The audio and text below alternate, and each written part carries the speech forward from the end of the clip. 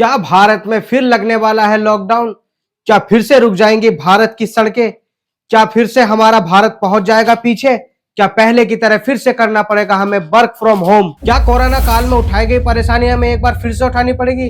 क्या उन परेशानियों से एक बार फिर जूझेगा भारत? हम कोरोना के समय भी एकजुटता से ऐसी चुनौतियों का सामना कर चुके हैं। अब हमें फिर से उसी तरह तैयार रहने की आवश्यकता है। प्रधानमंत्री नरेंद्र मोदी ने हाल में लोकसभा में पश्चिम एशिया युद्ध को बड़ी चुनौती बताते हुए देशवासियों से अपील की है कि हमें कोरोना जैसी चुनौतियों के लिए तैयार रहना होगा। प्रधानमंत्री जी के इस बयान के बाद लोग गूगल पर सर्च कर रहे हैं कि क्या लॉकडाउन फिर से लगेगा? क्या हमें एक बार फिर घरों के अंदर बंद रहना पड़ेगा? क्या फिर से ये लॉकडाउन लगने वाला है? क्योंकि गाड़ियां तो चला नहीं पाएंगे, पेट्रोल की किल्लत आ गई है और डीजल और गैस की भी किल्लत है। लेकिन कोरोना काल वाले लॉकडाउन में एक बात तो अच्छी थी भैया कि कम से कम गैस तो थी, जिसमें लोगों ने अपने घर पर खूब पकवान बना के खाए, खूब अड़गम सड़गम लहसुन अदरक सब बना के खाया। एक तरफ लोग उस समय में जनसंख्या वृद्धि पर काम कर रहे थे, तो कुछ लोग किचन में नए नए आविष्कार करके न जाने क्या क्या अनशन बनाकर खा रहे थे, क्योंकि और कुछ था ही नहीं करने को, तो लोग यही कर रहे थे। कम से कम खाने पीने की तो कोई दिक्कत ही नहीं थी। पर अभी अगर देखा जाए तो सोचिए आम जनता को कितनी दिक्कत होगी, क्योंकि गैस जो है वो एक सबसे बड़ी प्रॉब्लम है। आप खाने को ही ले लो, बाजार में तरह तरह के व्यंजन मिलते थे, ठेले पर वो अब बाजार से गायब होते दिख रहे हैं, क्योंकि कमर से सिलेंडर भी नहीं मिल पा रहे हैं, जिसके कारण जो लोग चाउमीन बाउमीन बनाने वाले, चाट पकौड़ी वाले, इन सब लोगों के काम पर भी भारी असर पड़ा है। लेकिन क्या देश में वाकई कोरोना जैसे हालात हो गए हैं? पीएम मोदी के इस बयान के मायने समझते हैं। ये भी समझते हैं कि भारत के तेल और गैस को लेकर क्या तैयारी है। जो भी हो, पीएम मोदी ने एक बात का भरोसा जरूर दिलाया है कि देश में पैनिक हालात नहीं होने देंगे। फर्स्ट पोर्ट की एक रिपोर्ट के अनुसार अंतर्राष्ट्रीय ऊर्जा एजेंसी आईईए ने मौजूदा हालात को दशकों में सबसे ज्यादा गंभीर एनर्जी संकट करार दिया है।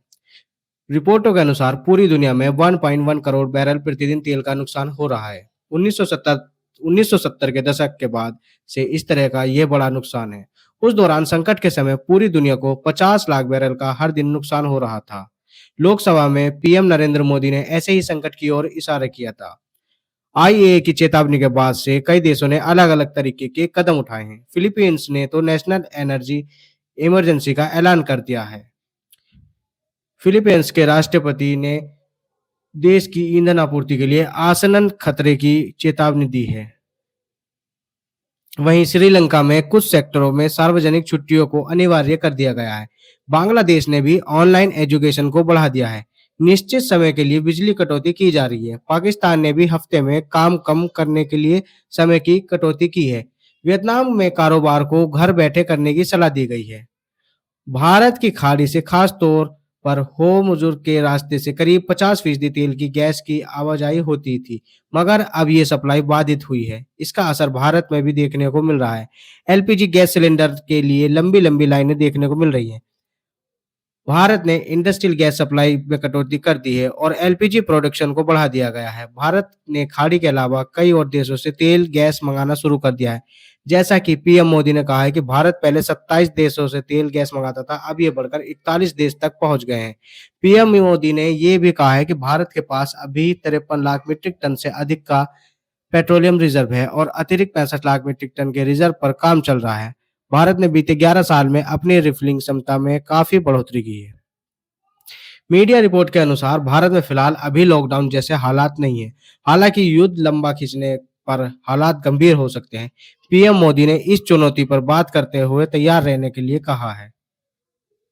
अगर हालात और गंभीर होते हैं तो कोरोना जैसे लॉकडाउन नहीं लगने वाला, क्योंकि वो अलग महामारी थी। भारत कुछ ऐसे उपाय अपना सकता है जैसे हमारे पड़ोसी देश ने अपनाए हैं। इन उपयोगों में वर्क फ्रॉम होम को बढ़ावा देगा, सड़कों पर पेट्रोल डीजल के बजाय इलेक्ट्रिक वाहनों पर जोर देगा, सोलर एनर्जी और इंडक्शन चूल्हे के इस्तेमाल पर सरकार भी जोर दे सकती है। काला बाजारी को रोकना है, हालात को पैनिक बनाने से वालों पर सख्त कार्रवाई की जाएगी।